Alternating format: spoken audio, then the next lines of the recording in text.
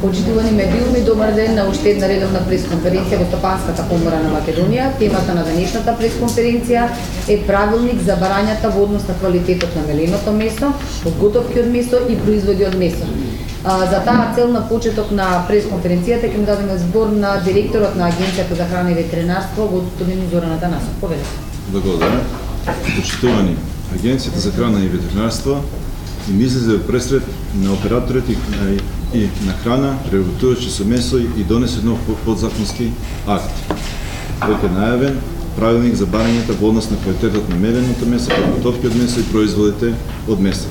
Заедно во соработка со независни експерти, со представници на преработувачката месна индустрија, како и со невладените организации за заштита на потрошувачите, пристапивме и го изработивме овој правилник. Во правилникот се допрецизираат одредени прашања кои се однесуваат на квалитетот на месото, со што се создадовме основа за подобрување на деловната клима во овој дел од стопанство, односно за еднаквата поставеност на сите субјекти на пазарот.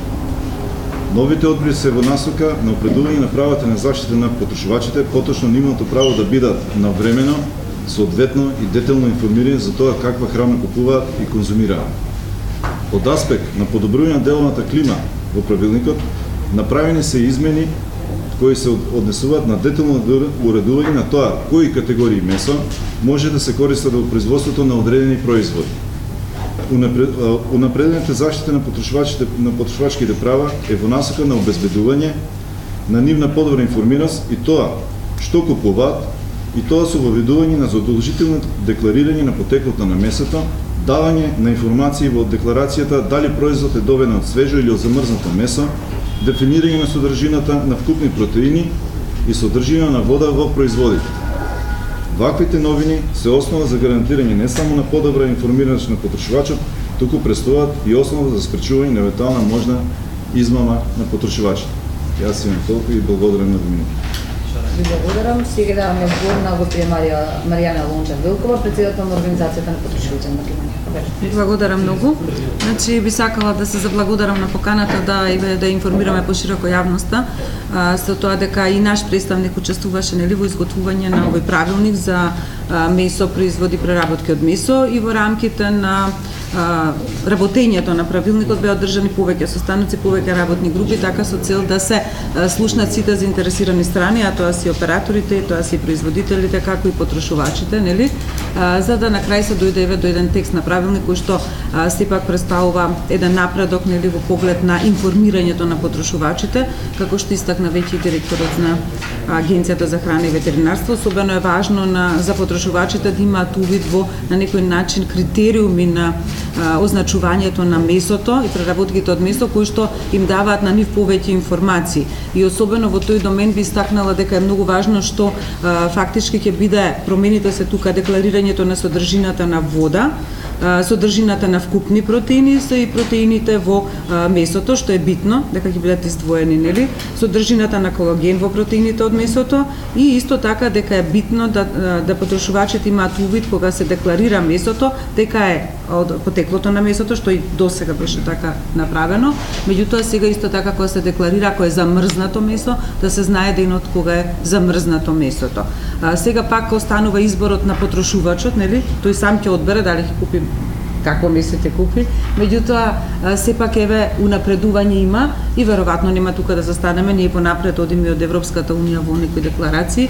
Меѓутоа сметам дека информациите за месо се битни во оваа ситуација, како и сите она регулатива што е донесена воопшто за информациите кои што им се даваат на потрошувачите, транспонирана и во Законот за безбедноста на храната и во посебниот правилник. Што значи еве и посебните области ги заокружуваме, што е одлично и еве истакнувам дека нашата соработка како организација на потрошувачи, како мост меѓу агенцијата и потрошувачите е зајакната. Благодарам. Благодарам и на крајот давам збор на председателот на групацијата за производство на месо и преработки од месо во рамки на Сдруженијето на земјоделска прехранбената индустрија при Стопанската комора на Македонија, господин Андојчев Крајчев. Благодарам.